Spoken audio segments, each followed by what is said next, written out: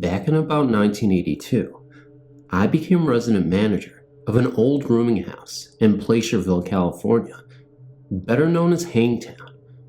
Placerville is just a few miles from Coloma, where the gold rush took place at Sutter's Fort on the American River. The rooming house, during the gold rush era, was the only hospital in the area. It consisted of 42 rentable rooms and several miscellaneous rooms that were used by residents for laundry, storage, vending machines, a TV room, community kitchen, dining room, and my office. I'd been manager for about 6 months before the chaos started. I've always been a sensitive, having had several experiences all through childhood and adulthood. One cold winter night, a bad storm had moved in, and the main highway to South Lake Tahoe had to close, trapping several skiers and gamblers halfway up the hills. It didn't take long before the motels and hotels filled up. I got a call from the police department asking me if I could accommodate the stranded travelers. I let them know that I had about 10 or 12 vacancies, but to let them know that our power had failed due to the storm. All streetlights were out, and there was total blackness everywhere. There were several steps leading up to the entry door, and I was afraid that in the darkness, someone might get hurt. All of the tenants helped out. We gathered up the candles and put them out on the steps. We dug up some old coffee percolators and made the coffee the old way and set out to greet our guests. They didn't come in one at a time. They came in at about 10 at a time. I paid some volunteer residents to get rooms ready while I checked the people in. There was a group of the younger residents there at the stairs with flashlights ready to take the new guests up to the long flight of stairs to the upper rooms. As the guests would arrive, these men would chant, "Welcome to the Hotel California. You can check out any time you like, but you can never leave." All went well, and the next morning, everyone thanked and said they had a wonderful stay and really enjoyed the off-the-wall hospitality. Shortly thereafter, we had a tenants meeting. During the meeting, these men were chanting the words to the song Hotel California and called my attention to several verses. During the storm, I had lit the candles to show the guests the way. At one time, the community kitchen had been the manager's resident kitchen. In the day of the hospital, it had been emergency room. In the master's chambers, they gathered for the feast.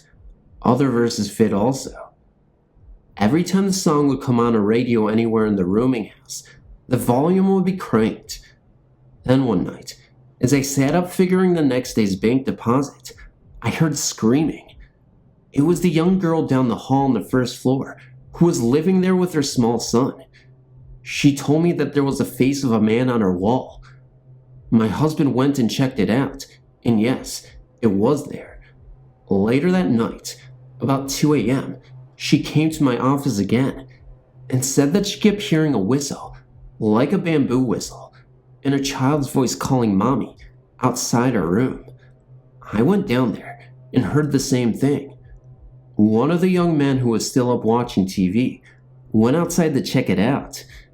He said the sound was coming from every direction he walked. He would hear it from the south, north, east, and west as he walked. By now, the commotion had woke up just about everyone in the rooming house. The TV room filled up with people telling me of the experience that they had been having, but were too afraid to talk about it until this night. About 4 a.m., everyone went back to bed. I stayed up, along with 2 of the younger, more brave men. As we sat in the TV room talking, we heard loud stomping coming from somewhere in the back part of the lower story. At the end of the main entry hall, there was a swinging door that led to the laundry area. Beyond that, the garbage room. Beyond the garbage room, there were other empty rooms that I was told later was the hospital morgue. As we passed the community kitchen and started to approach the swinging door, the footsteps got louder. We all looked through the window at the top of the swinging door and saw no one. Just then, the door swung open and stayed open, as though someone were holding it. Needless to say, me and these brave men backed up quickly. No one was standing there at the door, but it remained open for several seconds and then swung shut.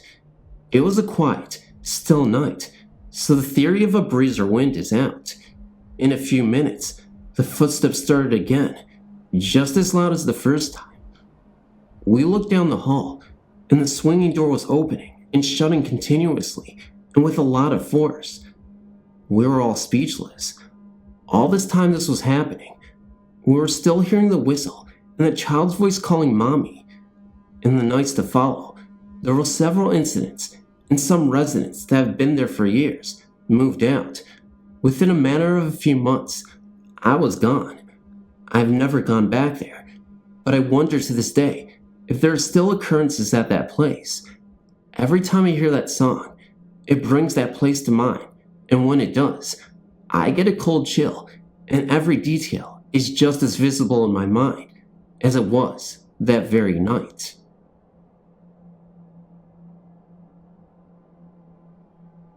My best friend Kay just moved out of a house that is most definitely haunted. The house is in Dayton, Idaho, a small town of about 200 people, about 10 miles north of the Utah-Idaho border. It sits on Dayton's main street across from the city park. It's a large old house that has been divided into a two-family dwelling. My friend lived in the front part of the house, while another family lived in the back. Kay told me that she and her 3 kids never liked the house from the beginning, but she had taken a new job in Preston and needed to find a house to live in. After spending days looking for a place to live, she was told about this house and went out to look at it. She said when she saw the house, it looked dark, even though the sun was shining. When she went inside, she said the house was even darker inside, and there was a heavy feeling in the house she just couldn't shake. She really didn't like the house, but it was all that she could find, so she took it. From the beginning, she and the kids disliked living there. Her 14-year-old daughter hated staying by herself in the house and would do anything to avoid being alone. She said that she always felt like someone was watching her. One afternoon, when she was alone, she saw the dark figure of a man looking through the hall window at her. This really scared her. The hall window was high enough off the ground, and you would need a ladder to see in the window. When you pass the hall window, the hall turns and goes past the stairs and ends in the master bedroom. This part of the hall at the house of the stairs is always frigid. My friend had found a new home to rent and was eager to get out of the house. I was helping her pack, and I had mentioned to her how cold that hallway was by the stairs. It was like walking into a freezer. She said that it was always like that. Even in the summer, when it was 90 degrees outside, she said that the hall was freezing cold. I thought at first it was cold because the storm windows had been left open, so I closed them. Then it dawned on me that it wasn't that cold outside because we've been having such a mild winter. It also felt like a cold wind was blowing across the hall, even though there was no drafts anywhere. The cold spot never moved. As soon as you went into the bedroom, or upstairs into the bathroom or kitchen, it was warm. But as soon as you stepped into the hall, you froze. Her 8-year-old twin boys would never go to bed alone. Kay told me that they were scared to sleep without each other being there. Mac told me that he and his brother Jared never went to bed alone, that it was too scary to be up there. Until they moved into this house, they had never been afraid to sleep alone. Kay and her kids finally moved into their new house. The other family that lived in the back moved out 2 days before Kay did. Renters never stay long in that house. Their new house is bright and cheerful, a stark contrast to the old house. I've experienced a lot of these kind of things all my life, but this was the first time I had never experienced psychic cold or cold spots. I get cold just thinking about it.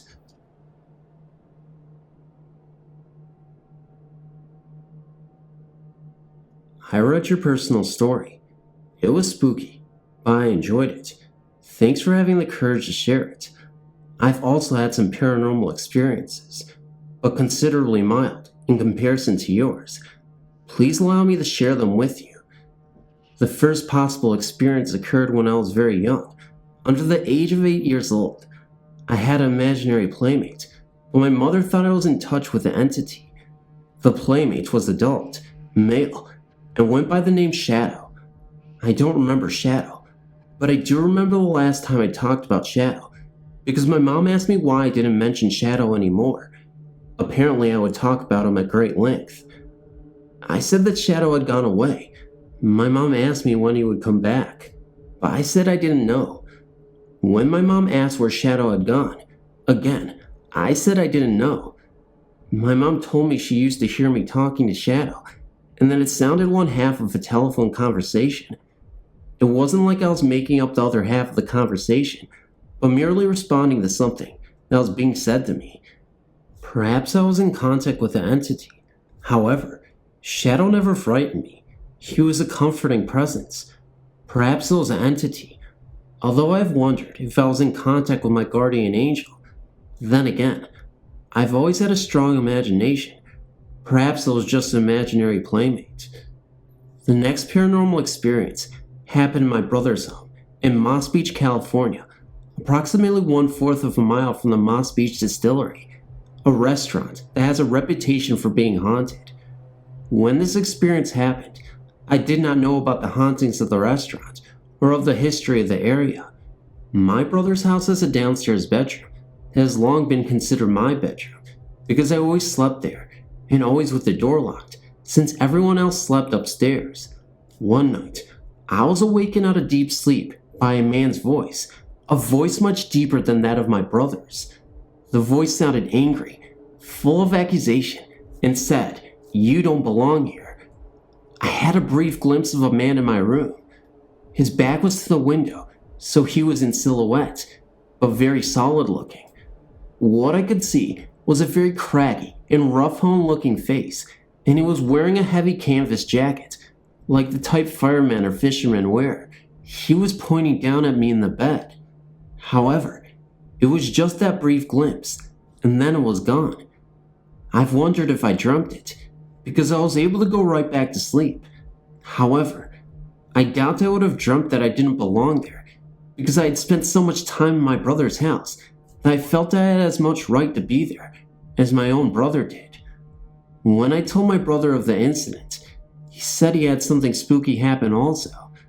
One night, about 2 a.m., he was still up reading when he heard someone coming up the stairs. My brother built his house from scratch and was very familiar with the entire house. It wasn't one creak that he heard. He heard every stair being trod upon. Thinking he had a prowler, he got out a gun and went to find out who was in his house. He found nothing, and all the windows and doors were locked tight. He said it was very eerie. Later we found out that Moss Beach coastline, not too far from Half Moon Bay, was the site of a lot of illegal bootlegging activity during Prohibition. There were accidents, gunfights, and other tragedies that follow illegal activity. Since finding out about the history of the area, we have since wondered what it was that my brother and I encountered. The last paranormal experience that happened occurred within a 3-month period after my mother's death. Perhaps I should say experiences, because on 3 separate occasions, I heard knocking. I was living with my maternal grandmother in the house my mother grew up. Each time I heard the knocking, it was just 3 evenly spaced knocks, but they were loud.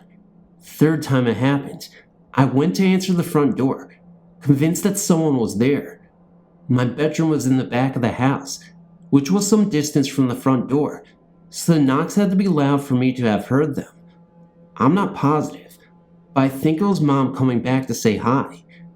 There's another possible experience. Both my husband and I felt something pressing down on the bed while we slept. The first time it happened to me, it woke me up. I thought the cat had just jumped on the bed near my feet. When I realized the cat was next to my pillow, it got my attention, but again, I was not afraid.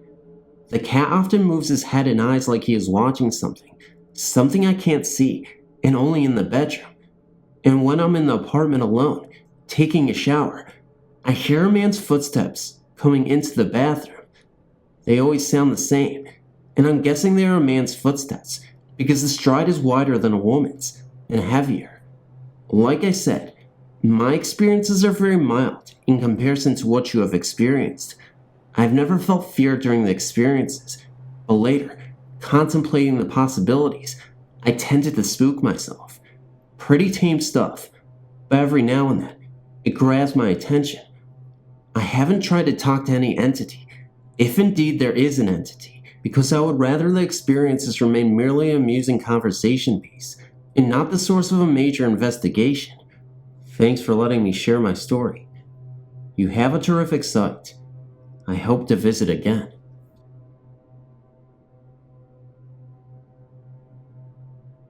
Hi. I just wanted to submit my story of some experiences we had in the house my daughter and I lived in from August 2001 to February of 2002. This house is located in Pendleton, Oregon. In July 2001, we lived in a small duplex that burned down, so my daughter and I lived in it for a short while.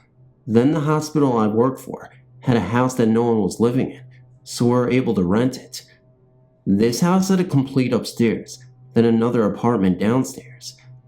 When we first moved in, we didn't notice anything at all. Then my dad moved in with us and lived in the downstairs apartment. First thing that happened was in the very early AM, like 4 AM. We could hear a baby crying from somewhere in the house, but the exact location could never be found. Then my dad, who was a true skeptic of the supernatural, actually admitted they had seen a young woman in a large brimmed red hat in the downstairs area. Both my daughter and I could hear people walking up and down the concrete steps that led to the downstairs apartment. Shortly before Christmas that year, I was laying in bed, mostly asleep, but aware of the house, and I heard very distinct footsteps coming up the back steps, walk through the kitchen, dining room, living room, and into my bedroom. I even heard the bags rustle at the end of my bed as they walked by. I stand straight up, thinking it was my dad coming upstairs to tell me something, and when I looked, there was no one there. I laid back down and heard the footsteps walk back out of my room, through the other two rooms, and back down the stairs. One of the most interesting things that happened was that my daughter loved to sing, and she was recording herself sing on a very simple old-fashioned tape recorder. She sang 3 songs. On the first one, everything was fine. Then on the second one, it started out in her voice. Then all of a sudden, it was a man's voice singing the song. Then that song got over. Then it went back into her voice. This was so scary, we couldn't believe it. Then right after the new year, my dad became very ill and was admitted to the hospital for over a month. While he was gone, the haunting became even more noticeable. We would hear very loud noises coming from downstairs, and the TV would turn on and just blare. So, I completely locked up the downstairs so no one could come or go from any of the entrances. One night my daughter and I were watching TV, and all of a sudden, the TV downstairs came on so loud, it was shaking the upstairs. You could hear people walking around in circles in the kitchen, and you could hear voices of 2 men arguing and talking, coming from the downstairs. We ended up having to move, so I don't know if any haunting continues there or not. The house has since been sold, and new people live there now, and I've always wanted to ask them.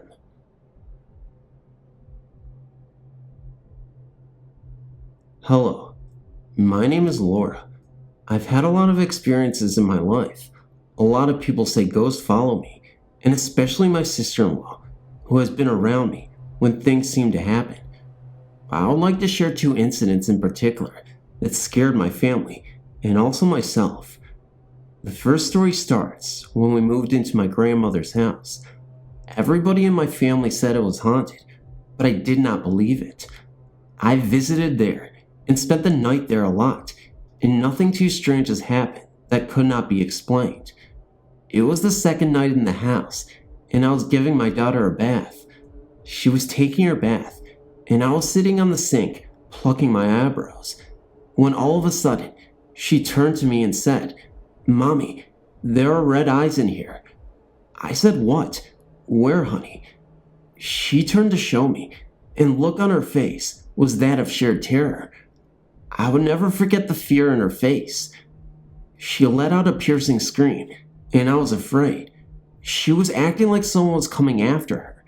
I ran, grabbed her out of the tub. We slipped to the door, and I dove out of the room.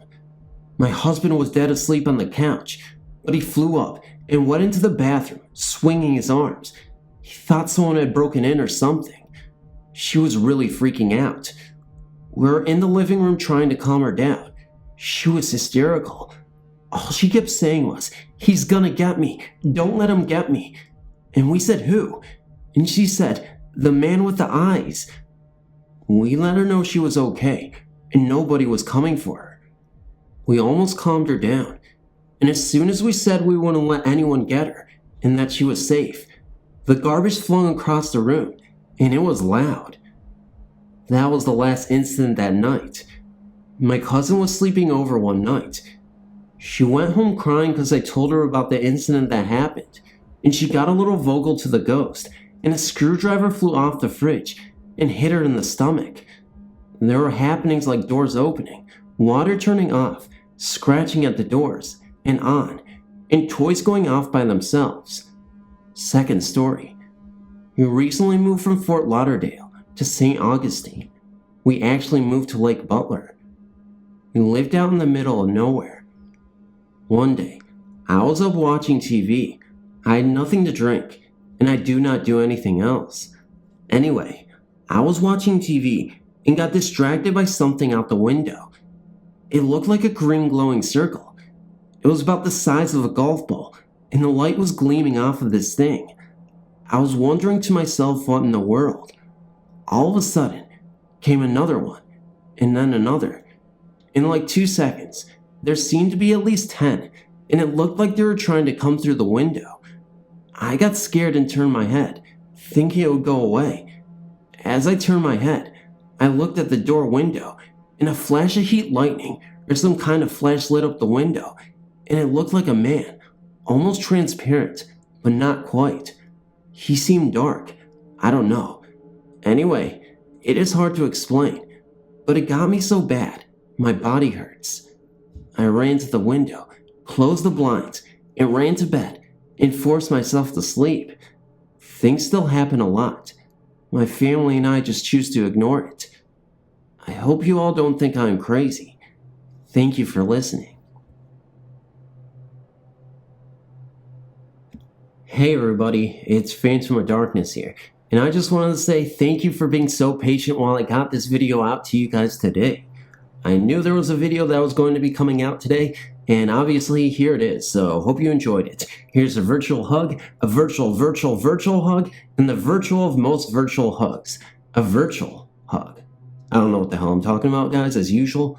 Anyway, hope you enjoyed these batch of stories. Go ahead and comment, like, share, and subscribe. The best way you can get these videos out to the masses is just share it like it's pizza. And if you don't like sharing your pizza, well, you're going to have to do it anyway. Because in this family of phantoms, we all deserve the pizza, we all deserve the piece of the pie.